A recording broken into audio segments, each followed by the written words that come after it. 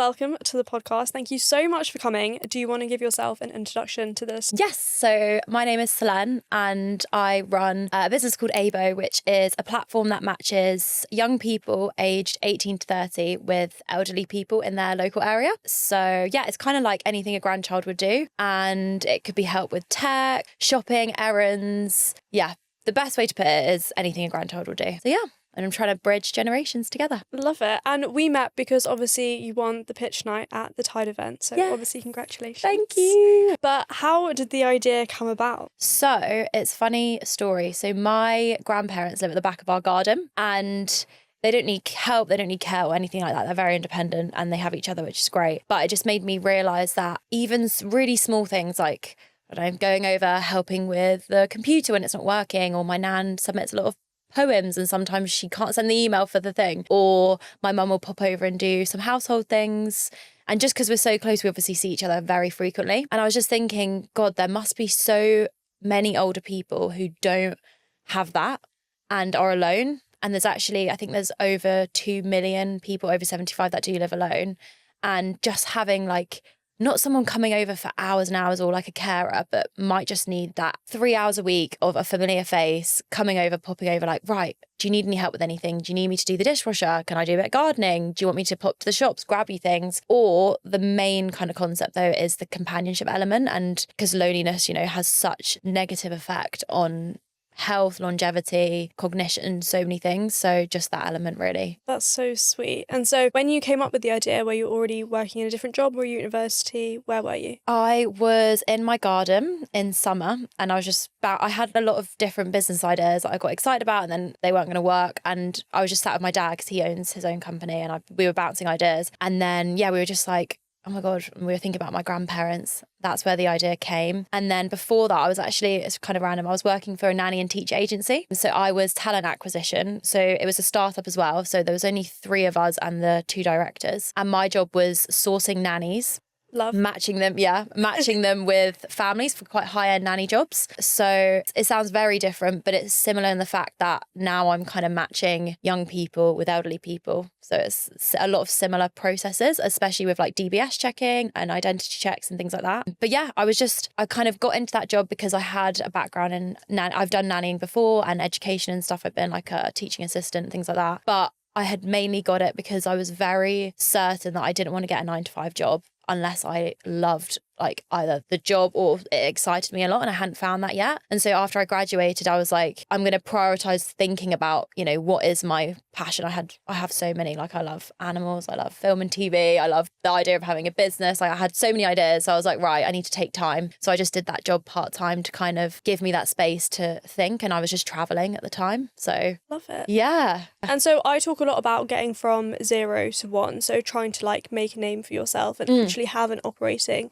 business instead of an idea. So how did you, for this business, go around getting from 0 to 1? That's a really good question. I think I didn't focus too much because I have so many moments where I'm thinking about the bigger picture and all the possibilities. I've kind of just done it in little steps. Like I have no idea what I'm doing because I've never done this before. So the first step I actually took, the very first step was literally going onto Company's House and registering it as a business. Love it. Good place to start. I was like, I've paid 50 quid now, so I got to do something about it. Yeah, I was like, Dad, how do I register a company? And he was like, okay, go onto this site. I was like, do I sell? Like, I was literally like, am I a sole trader? Am I a limited company? Am I CIC? I was like, what is this? He was like, limited company. So I was like, okay, just did it. I think then it was kind of mentally, I was like, right, well, that's it. It's kind of like a certificate, you know, I've got the certificate, I should do something about it. And then what was the first step after that? Well, I was like, I need to test the idea. So I posted on a local Facebook group just saying, this is what I'm thinking of doing. Is there anyone that knows anyone that could benefit from this sort of service? And then literally within a month, I had my first customer who was like, he is literally the ideal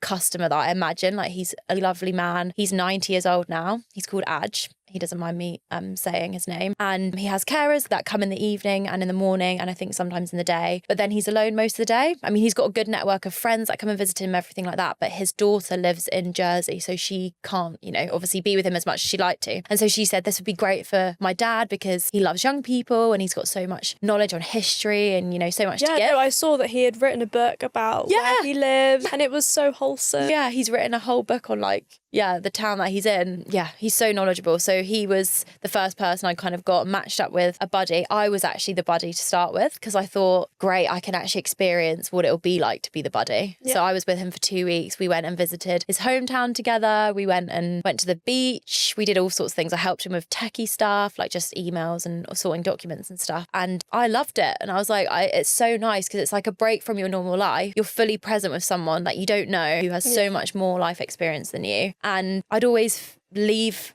like seeing him feeling really happy and like it was just so nice. So I thought, great, this could work. And then I actually matched him with a student who was at the uni nearby. And then she took over and then I just saw how that relationship unveiled. And it was just, they just developed like a beautiful friendship. And I was like, great, this could work. Perfect. I love it. I honestly think it's so wholesome because I think back to my grandparents and when my granddad passed away, my grandma was by herself and she was really lonely. And so she has 4 children. So my mum and my aunts, my uncle, and they had to take turns, but she lived up in Manchester and at the time we were in Oxford and the other ones were in London. So it was actually such a big commute and they all had jobs and things to look after. And actually, if we had something like what you're building now, we would have done it straight away. Oh, yeah. It's that peace of mind knowing that someone you love is being visited by someone that's not just kind of there. I guess it's a different thing with carers because they're stretched for their own time. They probably want to stay and like have a conversation and do that, but then they're visiting other people, so they're rushed for time and they're also doing different sorts of tasks that a friend wouldn't do, like, getting someone ready or dressed or whatever. So having that kind of other dimension of that person who's visiting your loved one is like a friend to them as well, and they look forward to seeing them, and it's someone young with lots of energy and can also bring them into their life is like kind of the concept that I want to capture with it. And the family is always updated. So say it was for your grandma, like you would have all been in a group chat and been able to see like this young person that's like, oh, we did this today, or like we spoke about this, or even if there's any concerns, that's updated. So you're like always in the loop, the family, which is so important. I think that's really important because like you're trusting someone you don't know, like exactly with your mum or your dad or someone like that, which is obviously a big responsibility. Yeah. But I also think we have so much to learn from older people. Like, again, just use my grandparents as an example. I used to love when they would start telling stories about their life or giving me like wisdom or talking about things that happened in their lives because we have so much to learn. You always learn from people that are older than you. Yeah, exactly. They've got so much wisdom, and especially now with like, I think specifically our generation where technology's advanced so much and there is such even more so of a gap because when we get older, we'll be used to like technology. So who knows what that will look like. We probably can stay more connected with other people more easily, whereas they're very disconnected. And some people from the customers I have at the moment like are so surprised and don't know really what's going on now for the younger people. So for them to be brought into that is so important because they must feel so disconnected from what's going on. And then also seeing their input on a problem someone 18 might be facing now compared to the problems they would have been facing, and then them compare it and get different angles and perspectives on each other's lives. I think that's so valuable for both of them. Definitely. And so now, where are you finding your customers from? So where are you finding the young people from, but also the older people as well? It's primarily universities. So when I started AIBŌ, I actually was saying it was mainly university students because in my head I was like, I can match according to what they're studying and it'll be like a cool play like the whole thing like, oh, you're studying, I'll match you with an artist. But then I soon realised why not open it up to anyone 18 to 30. I had to like cut it off at a certain point because the whole concept is like the intergeneration side of it. But universities is still a good hub just because they love the idea for their students. They're like, great, they can have life experience. If they're matched up with someone that's doing a career that they're looking to do, they can learn from them. That might open up networks for them. So it's like an easy way to promote it without a big cost, but it is open to anyone like 18 to 30 because some of my friends were messaging me like, I've got a full-time job, can I not do this as well? Like, I can spare 2 hours a week going to visit someone in my neighborhood. Like, of course I could.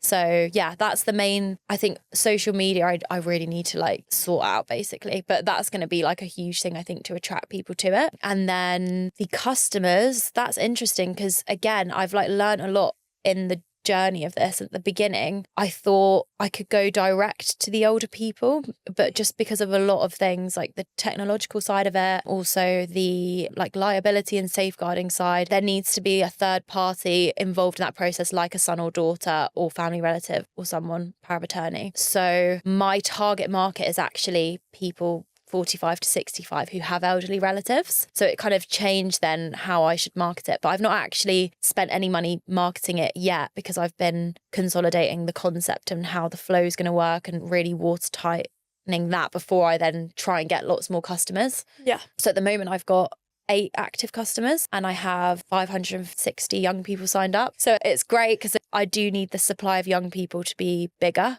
all the time, like how this works. Because then if someone inquires, there's always going to be someone available, ready, exactly. But yeah, I've kind of held off on the getting more customers at the moment just because I'm still like building what, you know, that process is and securing different things aren't in place yet. So I need that to be tight before I then do that. Definitely. People talk about unsustainable growth quite a lot, and it's kind of good that you're aware of it. Yeah. Because when you grow unsustainably, you find that there are so many issues that you haven't even thought of. Yeah. Because you didn't know. Like, we had it in our business. We had a period of very unsustainable growth. And I just kept saying yes to every single client because I was like, oh my God, my business is growing yet. And then I realised that there were so many issues within the business and it was not watertight and things were falling through the gap. So I just said, right, no more customers. Yeah. And so we haven't taken a new customer on since the 1st of November. Yeah. Because I'm like, I want to sort the business out and then we can go back to a stage of growth. That's exactly where I'd say I'm at the moment is, because you would rather learn about those problems in a way that you can then manage them and then find the solutions to them and then move forward rather than have so many problems hit you and then you're like,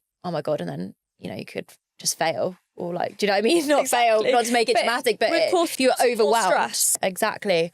And it's important to mitigate those before it's uncontrollable. So I'm definitely anticipating loads of things that I've probably not thought about that are going to come up. So I want to do that in a controlled way. Love it. Sustainable growth as well. Yeah, we love it. Right. And so you've been going for a lot of grant funding and you've received a lot of grant funding. What made you choose that path instead of alternatives? Running a firm shouldn't feel like you're chasing after it, but clients' receipts are everywhere. Their invoices get lost. Your inbox never stops. Meet Dext, the all-in-one bookkeeping automation platform that helps you make sense of financial data so you can react in real time, so you can finally build bigger things.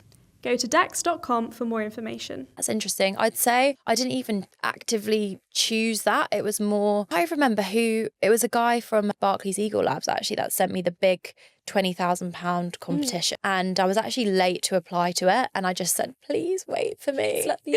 Please. And they were like, and luckily they did. And then, but it was so last minute because they emailed me the day before the interview for the next stage when I was on holiday for a wedding. And I was like, stop it. Yeah. And I was like, oh my God. But luckily, like, I literally was flying that morning as well. So I was like, The stars have aligned. It aligned, because then I could make the interview. But yeah, I guess I didn't actively choose to go down the grant route. I was definitely not expecting to win 20 grand. So then when I did, I was like, wow, what can I do with this now? Like, maybe do I try and get more grants? I definitely after that was like, okay, I can go for investment now. But then I'm also very aware, again, like I need to know exactly what I'm going to be using that money for. And should I be jumping to just getting investment ready and fundraising rather than proving the demand first? And like we were talking about, identifying all those gaps and watertighting the whole process before I then start to think, oh, great, I need a tech platform for this and, you know, all of that. What's your gut instinct? So in my businesses that I've created personally, we've bootstrapped and investment always seems like a nice thing. But then I'm like, actually don't want someone taking some of my business. Like my business is my baby. Like I've birthed it from the beginning. Yeah. So like someone taking it and having control over it, I'm a bit of a control freak. Yeah. Makes me upset. Yeah. So do you think you'll use some of the money that you've got in grant funding, see how far it gets you, and then use investment as backup? Or you're like, no, investment is what I want and build this and I need the money? I think investment is definitely the route I will eventually go down. It's more because the platform that I'm trying to build will definitely take, I think, too long for me to bootstrap and then do that myself. I mean, maybe not if I got a tech team that are willing to, I don't know, take equity instead of money or something. Like I'm in talks with people, but I know that I'll need the money basically. It's just when I present that and working out how to go around it, if that makes sense. Yeah. That was a really bad answer. But I want to scale it nationwide and the execution of the tech, I need a lot of money on the tech basically for it to be, because it's going to be like a market. It's basically going to be like Airbnb, TaskRabbit. Have you heard of Rover? It's like a dog sitting platform. It's a really weird thing to compare it to, but it's just the way it works. Like all the payments go through the app, all the scheduling, the visits. So in my mind, I'm like, great. Also kind of like, it sounds really weird, dating app, but when someone's signing up their mum, they go on, they answer questions about their mum, what she used to do for her career, her interests, her hobbies, and boom, then all like the matches come up. So it'll be all of the young buddies in the area. You'll be able to see their profile, what they do, if they've done any extra like certifications, whatever, and then they can communicate via the platform. And then once they've met up and they want to say, great, we'll go ahead with, let's call her Megan, then all of the scheduling, all the visits, all the payments are streamlined through the app. So it's not necessarily like a new piece of thing that I've thought of, but if it's going to scale, then I guess, it'll need investment, I think. Any tech platform. Unless you're building it yourself. Yeah. Or as you said, got a co-founder who's like a CTO. Like I couldn't build a tech platform. Yeah. Like I can barely organise my emails. Like a person, do you know what I mean? Exactly. And so what have been some of your biggest challenges and struggles as an early stage founder? Biggest challenges, one, not knowing what I'm doing, I'd say. As in like, relate. never done anything like this before. So figuring out, I don't know what I'm doing. I'm just figuring out one step at a time. One thing I'd say, a challenge is navigating an overwhelming amount of options, I'd say. Like even with the tech side, for example, like I met this lovely guy who was doing the tech for me. I all like wanted to help out. And then when the conversation came about potential like co-founder conversation, something I've never had before, and then I didn't even know if that's what I wanted, or those conversations are really hard when you've not done anything like that before and you don't know yourself yet what the right path is, and then researching around those things. Yeah, I guess it is hard being a solo founder because I'm definitely someone that works really well in a team, likes to be around people, and I'm consider myself really sociable and stuff like that. So that's definitely hard. But yeah, I guess just things like that. No, 100%. And when I started, we all start as solo founders, and I found the whole experience super isolating because none of my friends were doing what I was doing. A lot of them were still at university, and I felt that I couldn't relate to them. So when they'd be like, oh, university is a bit stressful or work stressful, I'd be like, yeah, same. I've got like all of these clients that I just don't really know what I'm doing. Yeah. And having those conversations was quite challenging at times because I felt like they couldn't relate. Yeah. No, for sure. I'm lucky that I've got a lot of friends now, or even people that in my town have now started their own things, and it's great to have people just to soundboard. There's this one guy in my town actually who is also starting his own thing, and it's so funny because we've both been at the exact same like points with like conversations we've been having with like potential founders or the tech side, and it's kind of weird like how similar that's been, but that is so valuable to just bounce ideas off or have someone that's in the exact same situation at the same moment as you. But yeah, I'm lucky to have like so many people that have offered me such good advice, and I guess it's just being open to asking for help as well, and not, you don't ask, you don't get. So exactly. Yeah.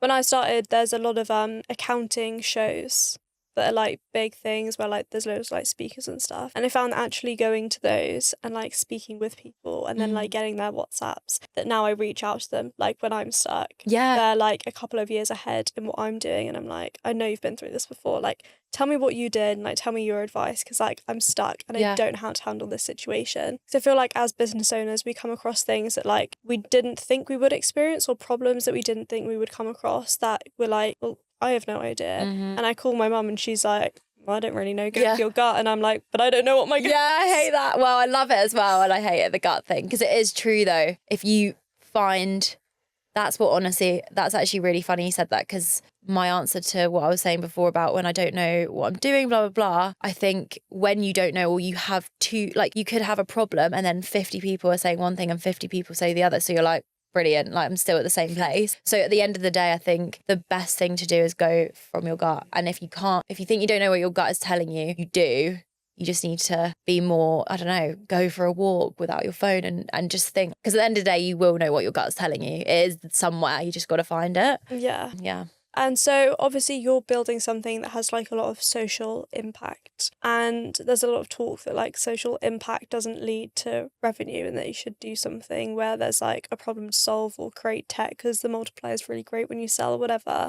How have you found building a social impact business? That's interesting. I actually think because of the economy model that I'm going with, it is very scalable and it actually can generate a lot of revenue. I guess a niche in that sector of like the impact space where this actually could be very profitable as well. And which is great because then it's equally profitable as it is impactful and helping people. I think that's down to the model of it being gig economy / marketplace where we're not necessarily delivering the service, we're just matching the service providers, so the young buddies, with the service users who are the elderly people, but the people managing it are family. It's interesting, but yeah, it's essentially just the family logging on, seeing all the people. We're like providing those matches and the communication and the payments and all that streamlined, but we're not checking on those. We're not necessarily going and checking on that because then we couldn't scale it. We would have to make it more of a community-based small business. So I guess what you're saying is almost like productize a service. Yeah. Because then you can repeat it and you don't necessarily need to hire more and more people. Yeah, no, exactly that.